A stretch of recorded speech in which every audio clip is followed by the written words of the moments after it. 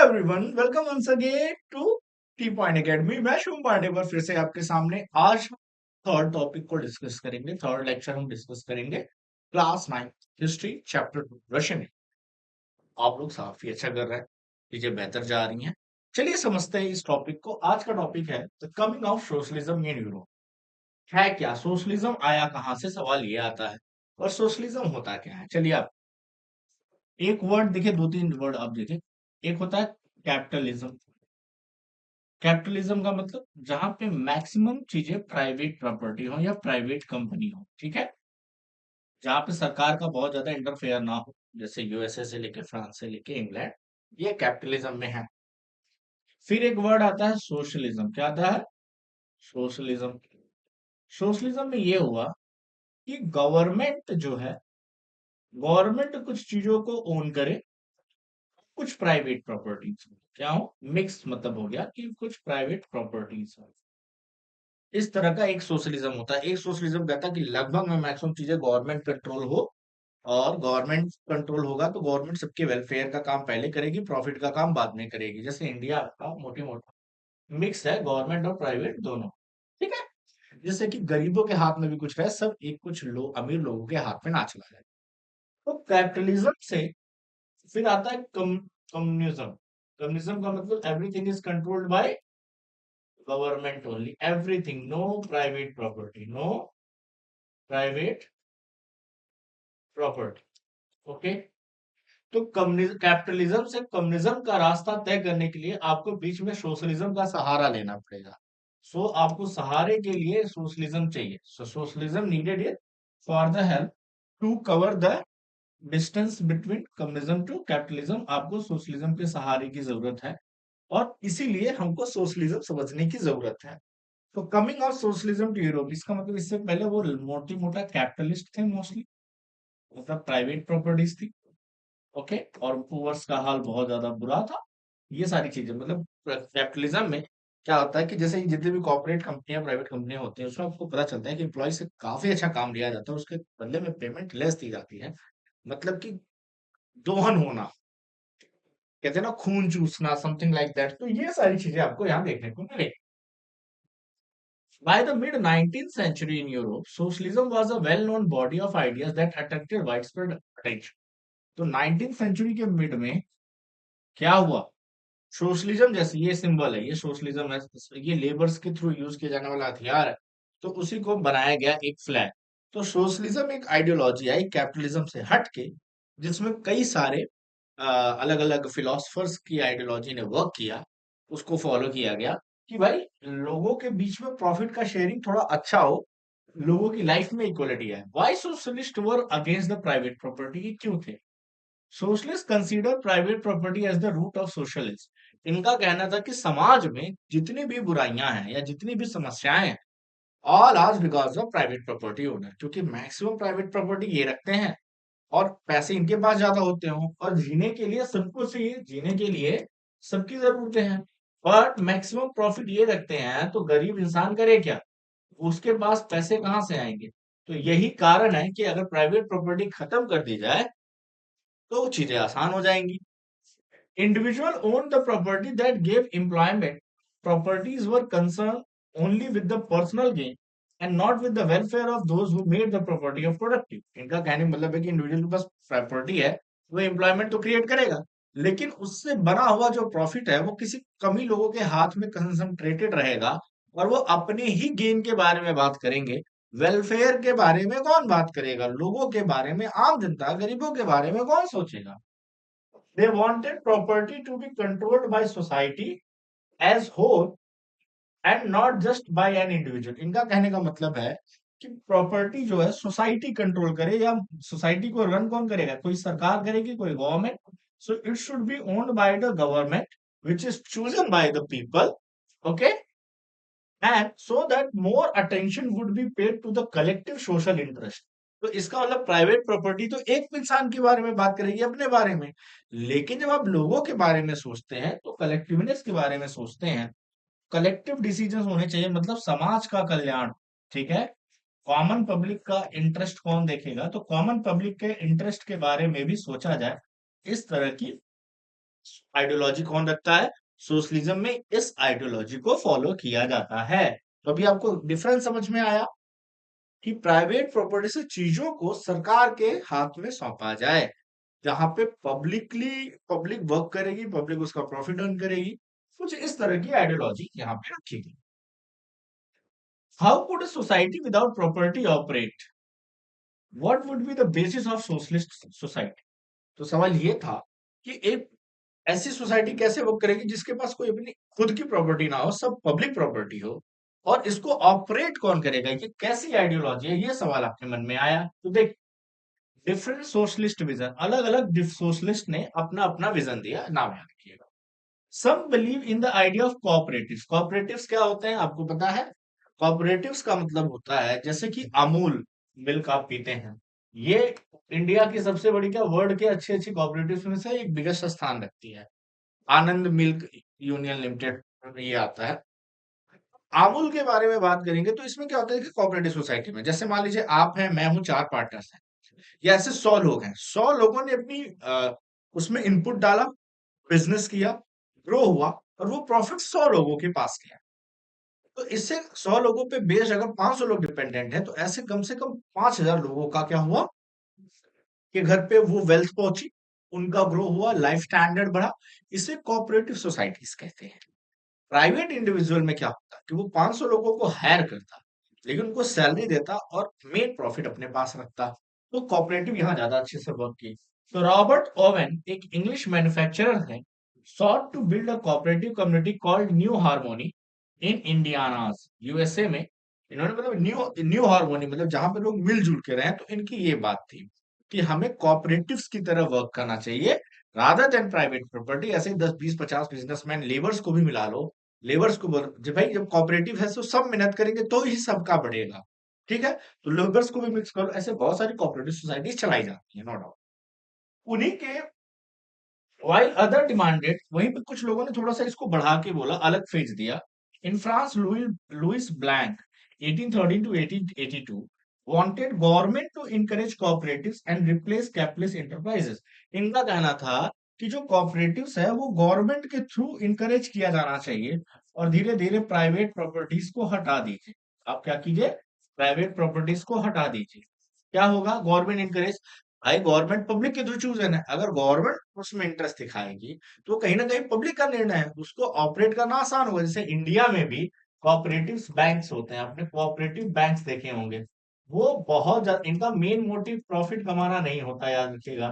There is not a main motive of profit. Profitable है, कई सारी प्रॉफिटेबल भी है, ऐसा नहीं कि कोऑपरेटिव बेकार है, बट मेन मोटिव प्रॉफिट कमाना नहीं होता।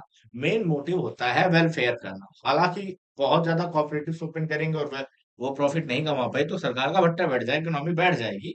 तो प्राइवेट प्रॉपर्टीज की रिक्वायरमेंट तो होती है, लेकिन इसको लिमिटेड किया जा सकता है with the successful cooperatives. Okay, कई जगह कॉपरेटिव सक्सेसफुल चली, कई जगह नहीं, जिसमें अमूल का एग्जांपल दिया मैंने कि ये तो मतलब अभी आपको पता होगा कि साउथ अफ्रीका की टीम को T20 वर्ल्ड कप में स्पॉन्सर कर रहा है।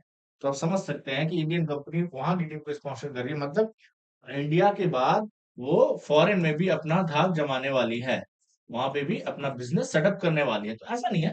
तो कोऑपरेटिव्स का आइडिया है कि मिलजुल के काम किया जाए। What do you mean by cooperative society? Cooperative societies are association of people who produce goods together and divides the profit according to the work done by the members। वही जो मैंने बताया कि सब मिल के पैसे लगाएंगे, सब मिल के मेहनत करेंगे, और जो प्रॉफिट होगा वो सब में शेयर होगा। जैसे गुजरात में बारडोली है, बारडोली की जो गन्ना मिल है, या मैक्सिमम गुजरात में कोऑपरेटिव है, चीनी मिल है, तो वो कभी बंद नहीं होगी। जब किसी केवल गवर्नमेंट ओन करेगी, ओके, या कोई प्राइवेट प्रॉपर्टी वाला ओन करेगा, तो या तो वो चला पाएगा या तो वो नहीं चला पाएगा, या तो खूब प्रॉफिट कमाएगा या तो नहीं कमा पाएगा। कॉपरेटिव्स में क्या है कि जब सबके पैसे लगे हैं तो सभी मेहनत करेंगे ना, तभी तो अपने, अगर उसका 5% शेयर है तो प्रॉफिट में भी 5% शेयर पाएगा ना वो। तो इसलिए कॉपरेटिव्स यहाँ पे सक्सेसफुल मानी जाती हैं, ठीक है? तो कॉपरेटिव्स एक अच्छा आइडिया है, it's a good idea. And where it is works, अगर मेंबर्स अच्छे हो, आइडियोलॉजी अच्छी हो, तो दिस आइडियाज वर्क, ये आइडिया वर्क भी करता है। It's not a fail idea, बस मोस्टली बिकॉज इम्प्लीमेंट अच्छे से नहीं हुआ है, तो ये फेल कई जगह पे हुआ है, ठीक है? कार्ल मार्क्स कौन है भाई? 1818 to 1883 and Friedrich Engels 1820 to 1895। इनका क्या कहना था? Marx argued that industrial society was a capitalist. उनका कहने का मतलब था कि ये जो इंडस्ट्रियल सोसाइटी थी, जो इंडस्ट्रियलिस्ट थे, ये क्या थे? कैपिटलिस्ट थे। इनको ये ओन प्रॉपर्टी ओनर्स थे, इनको प्रॉफिट कमाने से मतलब था, इसमें इन्होंने लेबर को जम के एक्सप्लॉइट किया। Capitalists own the capital invested in factories and the profit of capitalists was produced by the workers। इन्होंने कहा कि भाई जो पैसे लगा रहे हैं उसके मालिक तो वही है, लेकिन जो प्रॉफिट जो वर्कर्स ने प्रोड्यूस किया वो कौन लेके गया? Capitalist. Due to which condition of workers कभी भी इंप्रूव नहीं हो सकती जब तक ये कैपिटलिस्ट सिस्टम चलता रहेगा। ठीक है, जब तक ये कैपिटलिस्ट सिस्टम चलता रहेगा वर्कर्स की हालत खराब ही रहेगी। अगर आपको अपनी हालत सही करनी है तो take the power in your hand, take the power in your hand. Okay, तो वर्कर्स के हाथ में पावर होनी चाहिए, कुछ ऐसा इनका कहने का मतलब था। ठीक है, workers had to overthrow the capitalism and rule of private property. तो प्राइवेट प्रॉपर्टी को खत्म करें। और तो देखिए भाई, कैपिटलिज्म से मैंने कहा ना सोशलिज्म में आना पड़ेगा, और जब आप सोशलिस्ट होंगे तभी आपके कम्युनिस्ट होने की पॉसिबिलिटी है। You can't directly jump from capitalist to communist. क्यों? क्योंकि आपके यहाँ अगर प्राइवेट प्राइवेट प्रॉपर्टीज है, पहले आप सरकार बनाइए। सरकार बनाएंगे तो सरकार पहले क्या करेगी? कुछ पब्लिक सेक्टर और कुछ प्राइवेट सेक्टर रखेगी। क्या रखेगी? कुछ पब्लिक और कुछ प्राइवेट सेक्टर रखेगी। फिर अपनी आइडियोलॉजी से आप सरकार में मेजोरिटी में आइए, और जब आप मेजोरिटी में आएंगे तो फिर आप ऐसे लॉ बना सकते हैं जिसमें प्राइवेट प्रॉपर्टीज पे बैन लगना शुरू हो। और धीरे धीरे आप क्या करेंगे? सब कुछ कन्वर्ट कर देंगे सरकार के अंदर। और सरकार के अंदर हो गया मतलब लगभग में पब्लिक सेक्टर हो गया। फिर उसमें आप कॉपरेटिव चलाइए, जो मनसून चलाइए, और फिर आप आ जाते हैं कम्युनिज्म पे। कहाँ आ जाते हैं? कम्युनिज्म पे। दुनिया में कुछ भी एक्सट्रीम कम्युनिज्म कहीं पे भी एग्जिस्ट नहीं करता, कहीं पे भी ऐसा नहीं है जहां पे सब कुछ पब्लिक हो। कम्युनिज्म की अलग अलग, जैसे चाइना है, रशिया है, हर जगह कम्युनिज्म का अपना अपना एक लेवल है, और सबका कम्युनिज्म अपने हिसाब से अलग है। जैसे सबकी डेमोक्रेसी अपने हिसाब से अलग है, क्योंकि वहाँ के रीजनल पॉलिटिकल एथनिक ग्रुप्स पे वहाँ के हर चीजों से डिपेंड करता है कि वहाँ की पॉलिसीज कैसी होंगी। सब जगह का हालात सेम नहीं होता। He was convinced that worker would triumph, कि वर्कर्स जीतेंगे in their conflict with the capitalist। A communist society was natural society of the future। इनका मानना था कि अगर वर्कर्स लड़ते हैं तो वो जीतेंगे कैपिटलिस्ट से। और कम्युनिस्ट सोसाइटी ही एक नेचुरल प्रोसेस है सोसाइटी का। मतलब अगर सोसाइटी हो तो कम्युनिस्ट हो, प्राइवेट सोसाइटी या कैपिटलिस्ट सोसाइटी का कोई लेना देना नहीं। इंडिया आपकी सोशलिस्ट सोसाइटी है। इंडिया में क्या है? सोशलिज्म है। यहाँ पे पब्लिक सेक्टर भी है, प्राइवेट सेक्टर भी है। धीरे धीरे सरकार प्राइवेटाइजेशन की तरफ बढ़ रही है, क्योंकि सरकारी संस्थानों में कुछ बहुत अच्छा कर रही है, वो रहेंगी हमेशा। ऐसा नहीं कि सरकार टोटली सब कुछ हाथ में दे देगी, लेकिन यूएसए वगैरह में कानून व्यवस्था को छोड़ दिया जाए तो इंडस्ट्रीज में वहां पे आप देखेंगे कि वहां पे कैपिटलिस्ट ही है।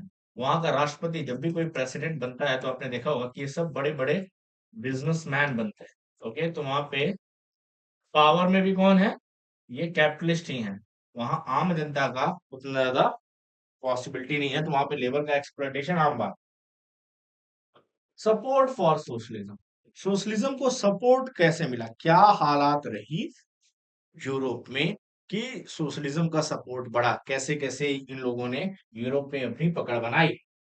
By the 1870 socialist idea spread through out the Europe. 1870 लगभग में यूरोप में सोशलिस्ट आइडिया के बारे में डिस्कशन होने लगा था कि there is a socialism is coming in which the private property will be removed and the cooperatives will be run, या सरकार प्रॉपर्टीज को होल्ड करके सरकारी कंपनियां चलेंगी। कम्युनिज्म की बात नहीं चल रही है, बात सोशलिज्म की चल रही है। अभी आप कम्युनिज्म में घुसे नहीं है, ठीक है? सोशलिज्म की बात चल रही है। To coordinate their efforts socialist form and international body. इनको इसको इन्होंने सेकंड इंटरनेशनल कहा। ठीक है, workers in England and Germany began forming association. अब वर्कर्स ने अपने एसोसिएशन बनाने स्टार्ट कर दिए to fight for better living working condition. सीधी बात है, क्योंकि इनको इनके बारे में आइडियोलॉजी है तो इन्होंने एसोसिएशन बनाए, पैसे फंड इकट्ठा करने। लेकिन ये गरीब लोग थे तो चंदा दे के फंड देते थे ताकि इनकी आइडियोलॉजी आगे स्प्रेड हो, पार्टी को फंड मिले। They set up funds to help members in times of distress, demand a reduction of working hour and right to vote। तो इन्होंने राइट टू वोट की डिमांड की कि हमें वोटिंग राइट्स मिले, प्लस हमारे वर्किंग आवर रिडक्शन हो, salary बढ़ाई जाए।